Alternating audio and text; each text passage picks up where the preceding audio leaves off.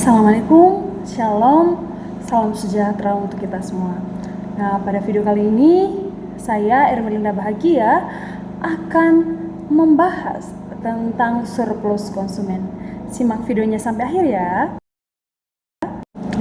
Jadi, apa itu surplus konsumen? Nah, secara garis besar, surplus konsumen adalah konsep penting dalam ekonomi. Nah, ini mengukur manfaat yang diterima oleh konsumen dan transaksi di pasar.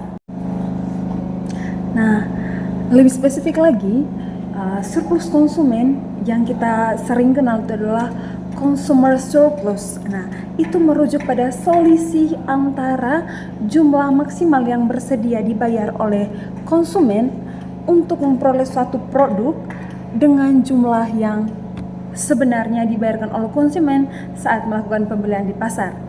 Nah, konsep ini mencerminkan keuntungan ekonomi yang diterima oleh konsumen karena dapat membeli produk dengan harga yang lebih rendah daripada nilai maksimum yang mereka bersedia bayar. Nah, untuk memperjelas apa itu surplus konsumen, jadi saya akan memberikan sebuah contoh. Misalnya ada seorang konsumen si A pergi ke pasar dan hendak membeli mangga. Nah, karena minatnya yang tinggi terhadap mangga tersebut, ia tidak keberatan untuk membeli mangga pertama dengan harga Rp5.000 per buahnya. Nah, tetapi sesampainya dia di pasar, ternyata yang didapatnya harga mangga hanya Rp3.000 per buahnya. Nah, dengan demikian ia membayar mangga dengan harga yang lebih murah, yaitu sebesar Rp2.000 per buah dari harga yang bersedia dibayarnya.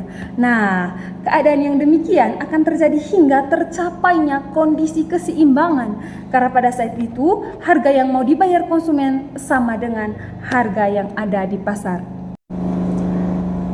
Nah, sudah dijelaskan tadi bahwa surplus konsumen adalah selisih antara jumlah maksimum yang rela dibayar oleh konsumen dengan jumlah yang sebenarnya dibayar oleh konsumen. Nah, untuk diperjelas kita akan melihat grafik yang ada di atas ini.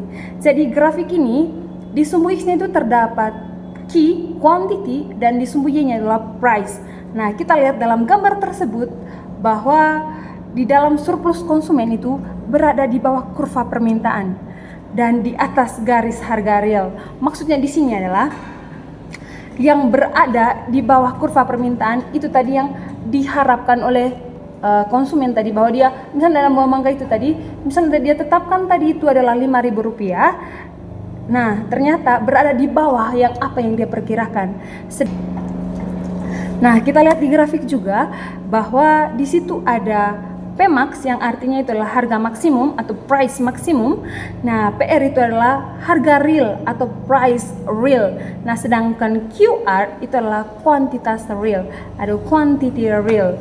Nah, secara garis besar rumus yang kita dapat dari grafik ini adalah itu sama dengan luas segitiga, yang dimana luas segitiga adalah setengah alas kali tinggi. Nah, kalau dalam surplus konsumen itu rumusnya adalah setengah dikalikan dengan quantity dan juga dikalikan dengan price yang tersedia. Untuk diperjelas lagi, kita lihat pada slide yang ini, yaitu menghitung surplus konsumen. Yang pertama adalah rumus dasar surplus konsumen, dihitung menggunakan rumus luas segitiga, yaitu setengah alas kali tinggi, dan variabelnya itu alasnya adalah kuantitas yang dibeli, yaitu kita kasih simbol Q. Nah, tinggi adalah selisih antara harga maksimum Pmax dan harga pasar P. Nah, agar kita semakin paham berkaitan dengan surplus konsumen, berikut contoh menghitung surplus konsumen yang dikutip dari buku pengantar ilmu ekonomi susunan Irma Yuliani. Nah, soalnya adalah pelanggan bersedia membayar Rp10 untuk permen, yang merupakan yang tertinggi di antara pelanggan yang lain. Nah, sebagian besar pelanggan hanya bersedia membayar Rp5. Nah, harga tersebut merupakan harga yang ditentukan saat permintaan sama dengan penawaran atau harga equilibrium, yaitu keseimbangan. Nah, di harga Rp5, permintaan ada sebanyak 20 permen. Oleh karena itu, surplus yang dinikmati konsumen adalah sebagai berikut.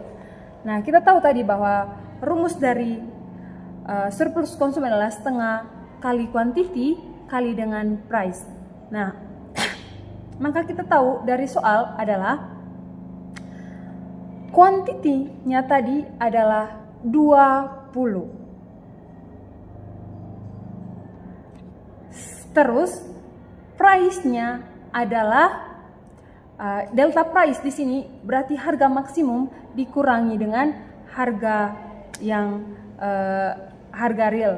Berarti 10 dikurangi dengan 5. 10 rupiah dikurangi 5 rupiah. Nah, maka didapatnya adalah setengah kali 20 dikalikan dengan 5 rupiah. Nah, setengah kali 20 kan adalah 10. Nah, 10 dikali dengan 5 rupiah hasilnya 50 rupiah. Saya rasa teman-teman bisa memahami apa yang saya sampaikan karena sudah begitu jelas soal yang saya paparkan kepada teman-teman.